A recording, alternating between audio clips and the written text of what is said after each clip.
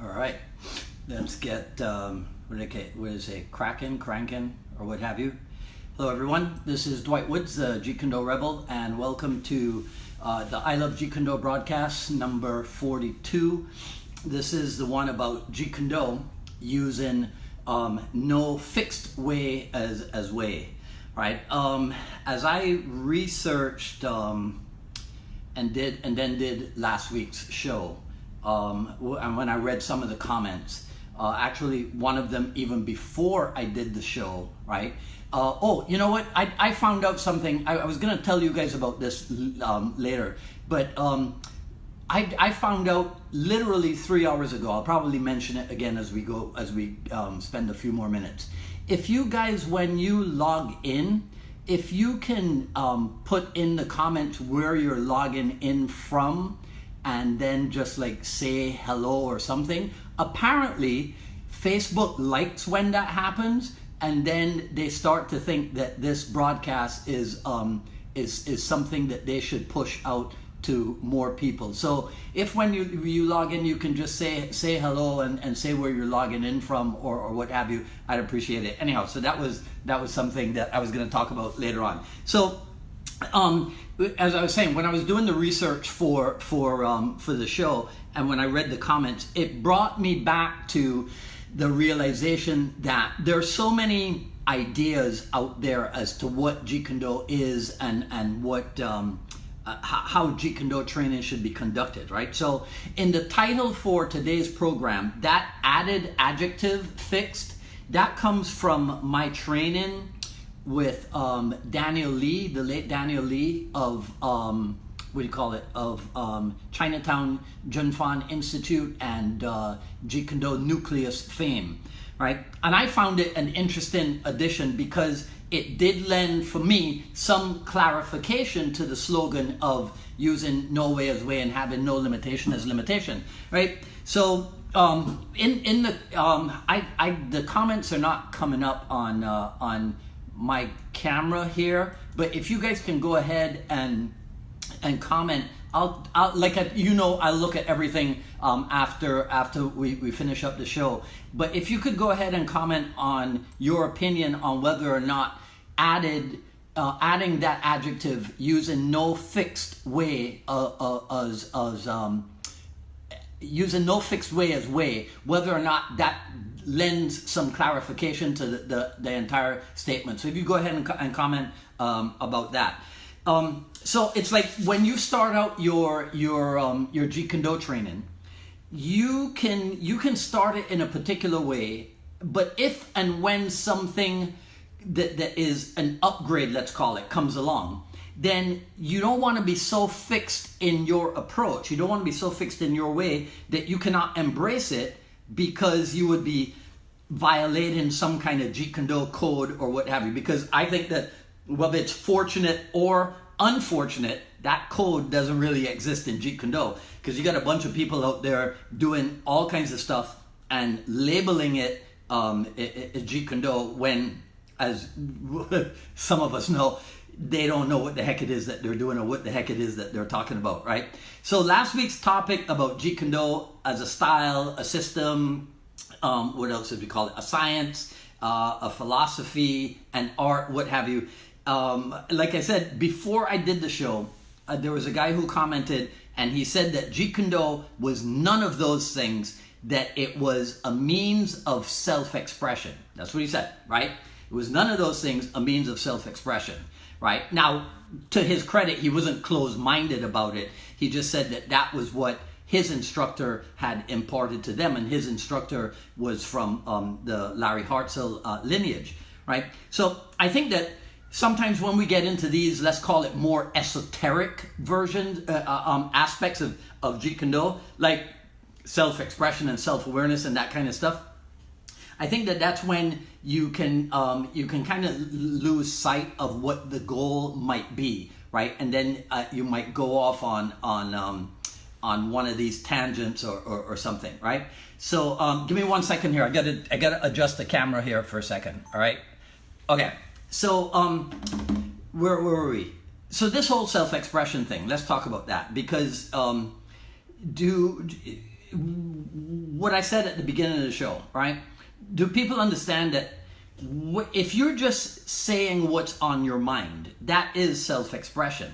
But if you are not skilled at speaking, let's say, right, like me, the professional speaker, right? If you're not skilled at speaking, then you can express all that you want, but that doesn't mean that anyone is going to get what you're talking about. You see?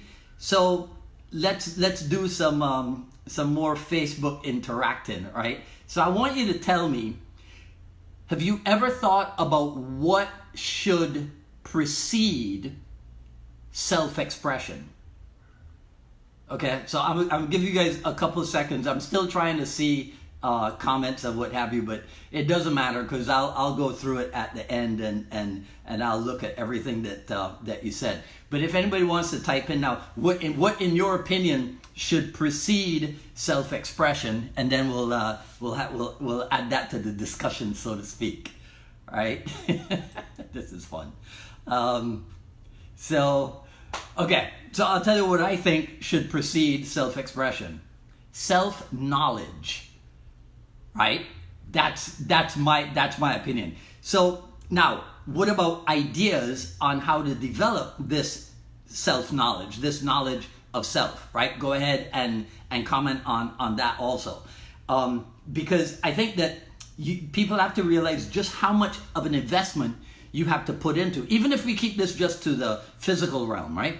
How much of an investment in training do you have to put in order to arrive at knowledge of self when it comes to just the physical aspects of your Jeet Kune, right? So I think this is why Bruce Lee had, as we all know, over 2,000 books in his personal library, right? This is why Linda Lee refers to him as a self-taught man. And I want to break off here for a second and say something to any of the trolls out there, because that's something I had a little bit of experience with recently, right? When you hear me talk about Bruce Lee this way, like if I say, oh, you know, Bruce Lee had over 2,000 books in his personal library, that is not me being what they're calling me, a fanboy or something. That is not me saying, oh, Bruce Lee was like the greatest thing in the world ever. No, that is me saying, that's a good idea. Reading a lot might actually lead to knowledge. So the fact that Bruce Lee had over 2,000 books is like, oh, that's interesting. Maybe I should read more too. That's it. That's all it is. This idea that that those of us, you know, who are fans of Bruce Lee in the Jeet Kune world, that we're they use this expression fanboy, I think is just like one of the most stupid things. Anyhow, so that was the tangent, right? So back to no fixed way is way. So I'll read something from, this is from Chris Kent's book, Jeet Kune A to Z, volume 1, and it's on page 5, but I have it in my notes here. So here's what it says. From Lee's observations of the numerous styles of Kung Fu, Karate, and other martial arts, he concluded that each one was a partialization. Right? Let me say it again. From Lee's observations of the numerous styles of Kung Fu, Karate, and other martial arts, he concluded that each one was a partialization. Each of the various styles had its own forms, its own movements, and a prevailing attitude of, this is the only way to do it. You hear it? Each of the various styles had its own forms, its own movements, and a prevailing attitude of, this is the only way to do it. That might be what would give rise to Bruce Lee using the idea, in the slogan, using no way is way, right? What Lee was looking for in the martial arts was totality. To him, this meant looking at combat not from a single angle, but from every angle and studying all the possible approaches to it, right? So what Lee was looking for in the martial arts was totality. To him, this meant looking at combat not from a single angle, but from every angle and studying all the possible approaches to it, right? You got that? So now, here's what we have to point out. If you think it's really possible to study every art and every angle, then you might be missing the point, because that's not really, nobody is capable of doing that. So in his book, Chris Kent clarifies this more. He says that it didn't mean the sum of all the techniques of every style. That would be impossible.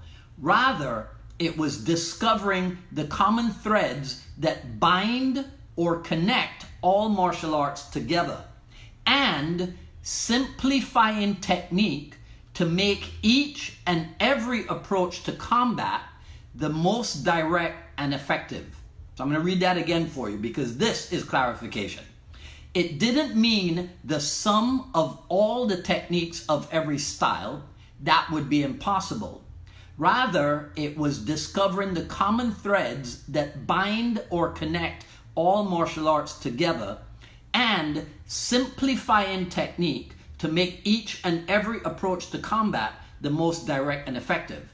See, and if you're observant in the Jeet Kune world out there, you will see that there is, in some areas, a tendency to accumulate and accumulate and accumulate.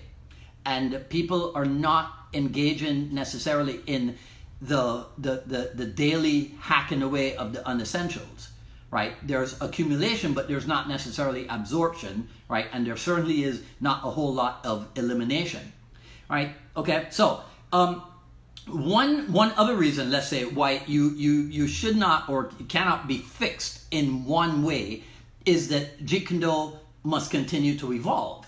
And one reason why Jeet Kune must continue to evolve is because there's always another level to what you're doing. So take this broadcast, for example. So those like Victor Jadu and Bo Jackson, they were on from 3 p.m. So they heard me say this before. All it essentially takes for me to do the broadcast is to turn the camera on and start talking. But here's the thing. Here's what I found out. Literally 3 hours ago, here's what I found out. That if I ask you guys to, when you log in, to announce where you're logging in from, and then to hit the like button or the heart button or whatever it is that you do, and then to comment on it, if I actually engage more with you, then Facebook thinks that this broadcast is something that is significant, and then they'll put it out in, I don't know where it is that they put it, but they'll put it out somewhere else on Facebook, right? So I started out at the level of, oh, you turn the camera on and you start talking. That's not true. There's another level to it, right? So my senior student, my top student, Miguel Colasanti, Miguel's on here watching, right? And Miguel will tell you that in class, I'll ask a question and I will push them to give me this level of an answer, this level of an answer, this level of an answer, so that your answer becomes not necessarily more and more complex, but more sophisticated, even though it is still a simple answer. You see? Because remember what Bruce Lee always talked about, simplicity being the highest level of cultivation, or even the highest level of art, right? So that I wanted to share that with you. So I'm not trying to be like a salesperson or what have you, but apparently in order for the broadcast to continue to be successful, if we have more interaction, then it'll make more of an impact or something like that, right? So I thank you guys for indulging me in that little thing, right? So this idea of levels, right, and layers, we will pick up on that in next week's broadcast, because I was thinking about that, and I think that's something that we should delve into a little bit more. Right? So if you haven't yet, let me just ask you again to give me your opinion on what it is that you think should precede your ability to express yourself. What is it that you must do before you can get to self-expression? Right? And there was another question in there, but I forget what it was right at this time. Okay, so that's it for today. Night short and sweet. Feel free to share, like it, comment. You can go now, well, not now, in like a couple hours or so, or maybe even tomorrow. The Jeet Kune broadcast has its own channel on the YouTube, so you can always go over there, right? Oh, I think that was Ray Wells. Okay, there we go, Ray. All right. If you look at the last episode of the Jeet Kune Dialogues, I had my guest, Anthony Fontana from Unlimited Martial Arts. I had him do the t-shirt thing too, right? Anyhow, okay, so there's a lot more to discuss about this, layers and levels and what have you. We'll look at that next week. So sign up for notifications for when we go live. Go to the YouTube and subscribe to the Jeet Kune broadcast channel, right? And then for, you know, I think you click a bell over there or something so that you're notified when I add the video. And what else? Quick skill series available at ilovejeetkune.com, and over the next few months there will be a lot more stuff available at ilovejeetkune.com. Tonight I'll be doing the Jeet Kune dialogues, but it'll be off camera with Mark Stewart, who's in Thailand, and then I'll post that tomorrow. And on Friday we'll do the regular 3 p.m. episode of the Jeet Kune Dialogues, and this will be with Michael Brown, who started training with Larry Hartzell in 1972. So this is, I think this is probably one of the most senior people that we've had on the Dialogues program thus far, right? So that's this Friday, September 7th at normal 3 p.m. And we'll be back here next week if everything goes fine. And that's it. I'll see you guys next week. Have a good one. Enjoy the rest of the day. Take care.